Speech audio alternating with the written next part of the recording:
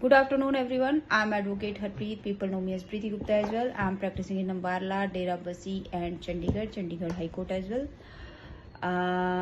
आज जो मेरा टॉपिक है वो डिवोर्स से ही रिलेटेड है, लेकिन डिवोर्स से अलग थोड़ा सा हटके होता है एक जुडिशियल सेपरेशन। अब जुडिशियल सेपरेशन क्या होता है, इसके क्या ग्राउंड्स होते हैं, उसके बारे में आज हम थोड़ा सा डिस्कस करते हैं। अब जुडिशियल सेपरेशन होता क्या है? जुडिशियल सेपरेशन ये होता है कि डिवोर्स नहीं चाहिए हस्बैंड वाइफ को, वो कुछ टाइम के लिए अलग अलग रहना चाहते हैं एक दूसरे से। जब वो अलग अलग रहना चाहते हैं तो कोर्ट उनको परमिशन देती है कि ठीक है, आप 1 साल के लिए एक दूसरे से अलग रहकर देख लीजिए।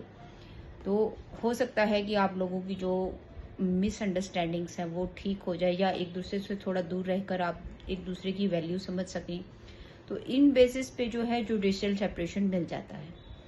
लेकिन लोगों को ये नहीं पता कि जुडिशियल सेपरेशन का ग्राउंड क्या होता है। देखिए, जुडिशियल सेपरेशन का जो ग्राउंड होते हैं वो डिवोर्स के ग्राउंड ही होते हैं।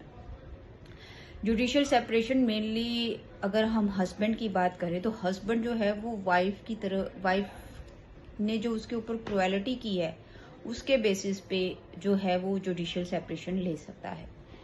दूसरा, वो अगर वाइफ अडल्ट्री में है उस बेसिस पे जुडिशियल सेपरेशन ले सकता है।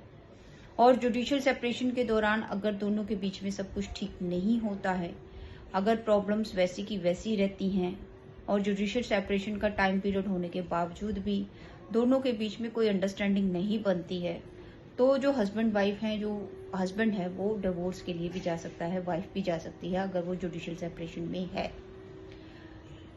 नॉर्मली जुडिशियल सेपरेशन का जो अच्छा ग्राउंड होता है वो है क्रुएलिटी। अब क्रुएलिटी में जुडिशियल सेपरेशन में हम किन किन पॉइंट पे चल सकते हैं? देखिए, अगर वाइफ जो है अब्यूजिव लैंग्वेज बोलती है, गालियां निकालती है हस्बैंड को, तो हम जुडिशियल सेपरेशन के लिए जो हस्बैंड है वो जा सकते हैं। और अगर वाइफ अपने मायके चली जाती है, बार बार चली जाती है, 2 दिन रहती है, महीना चली जाती है, फिर 2 दिन रहती है, महीना चली जाती है, बिना रीजन के, बिना बताए वो अपने मायके में ही जाकर बैठी रहती है, तो ये मेंटल क्रुएलिटी में आ जाता है। तो ये जो ग्राउंड होता है ये जुडिशियल सेपरेशन का ग्राउंड बनेगा। अगर वाइफ धमकियां देती है कि मैं सुसाइड कर लूंगी और तुम्हें और तुम्हारे खानदान को फंसा दूंगी, एक बार नहीं बहुत बार बोल चुकी, तो ये जो ग्राउंड है, इस पॉइंट को लेकर भी आप जुडिशियल सेपरेशन के लिए जा सकते हैं। और ये भी जो है ग्राउंड जो है ये क्रुएलिटी के अंडर आता है फॉर हस्बैंड्स।